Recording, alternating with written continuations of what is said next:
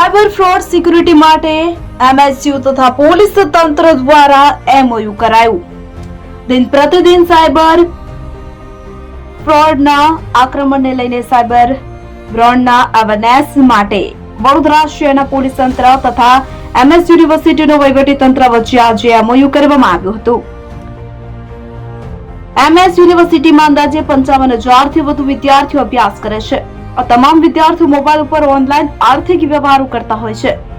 Cyber ફ્રોડના એટેકથી વિદ્યાર્થીઓ તેનો ભોગ ન બને અને વિદ્યાર્થીઓમાં જાગૃતતા આવે તે માટે એમએસ યુનિવર્સિટીના vice chancellor doctor Vijaykumar Shrivastava તથા વડોદરા શહેરના પોલીસ કમિશનર નરસિમ્હા કુમાર વચ્ચે સાયબર ફ્રોડ આવીને માટે એમઓયુ સાઇન કરવામાં આવ્યા હતા. એમએસ યુનિવર્સિટીના વાઇસ ચાન્સેલરે જણાવ્યું હતું કે એમએસ યુનિવર્સિટી સાથે સાયબર ફ્રોડ સંદર્ભે એમઓયુ કરનાર પોલીસ કમિશનર નરસિમ્હા કુમારે જણાવ્યું હતું કે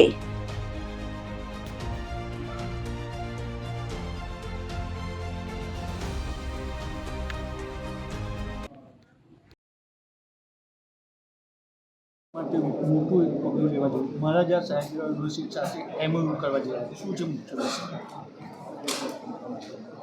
આજે સાયબર યુગમાં આર્થિક વિકાસમાં સાયબર ઇન્ફ્રાસ્ટ્રક્ચરનું એક મહત્ત્વની ભૂમિકા છે.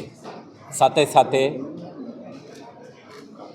ક્રાઇમ કરતા કેટલાક ક્રિમિનલ એન્ટી સોશિયલ એલિમેન્ટ્સ પણ over a period of time સતત એક્ટિવ બની ગયા છે. તો સાયબર ક્રાઇમમાં નોંધપાત્ર વધારો જોવા મળી રહ્યો છે. તો આના કાઉન્ટર કરવા માટે ભારત સરકાર અને ગુજરાત સરકાર દ્વારા કેટલાક ઇનોવેટિવ પહેલ કરવામાં આવેલું છે. તમારા ધ્યાન ઉપર હશે, integrated cyber crime coordination centre ministry of home affairs government of India દ્વારા સ્થાપિત એક ઇન્સ્ટિટ્યુશનલ અરેન્જમેન્ટ છે. તેના અંતર્ગત કેટલાક પ્રકારના પોલીસ અને સાયબર ક્રાઇમ સાથે સંકળાયેલા તમામ એજન્સીઓને એક કોમન પ્લેટફોર્મ ઉપર લાવવાનો પ્રયાસ પણ થયો છે. આના પ્રયાસના ભાગરૂપે જ સરકાર, ઇન્ડસ્ટ્રી, એકેડેમિયા અને આખા સાયબર ઇકોસિસ્ટમમાં જોડાયેલ તમામ સ્ટેક હોલ્ડરો એક પ્લેટફોર્મ ઉપર આવે, એમના કેપેસિટી, એમના એક્સપર્ટાઇઝ, સ્પેશિયલાઇઝેશનને મહત્તમ ઉપયોગ કરી આખું આ સાયબર ક્રાઇમને ઇફેક્ટિવલી કાઉન્ટર કરવામાં આવે, આ પ્રકારનું એક પ્રયાસની જરૂર છે.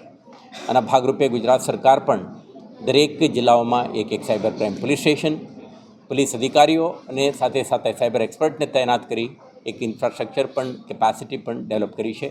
આ વર્ષમાં પણ સાયબર ક્રાઇમને ખૂબ મહત્ત્વ આપીને ગુજરાત પોલીસ તાલીમ, કેપેસિટી બિલ્ડિંગ અને ઇન્વેસ્ટિગેશનને મહત્ત્વને આપીને આપણે ચાલી છે.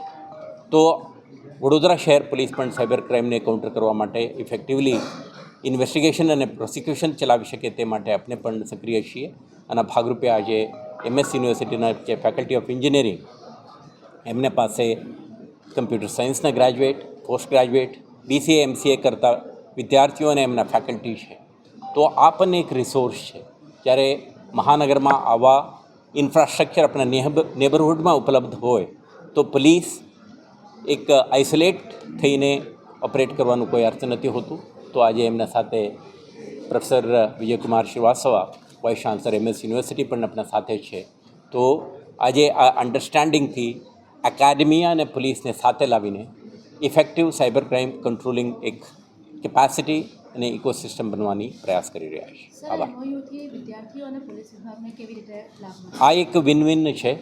આપણે પોલીસ વિભાગને એમના કેપેસિટી એટલે એકેડેમિક ફેકલ્ટીના સ્ટુડન્ટ્સના એક્સપર્ટાઇઝ, ગ્લોબલ સ્ટાન્ડર્ડ્સ અને ઇનોવેટિવ તરીકેથી જે ક્રિમિનલ મોડસ ઓપરેન્ડી ચલાવે છે, આ અંગેનું જાણકારી અને એમના આવા ફેસિલિટી ઇન્ફ્રાસ્ટ્રક્ચરનું આપણે મહત્ત્વનો ઉપયોગ કરી શકીશું.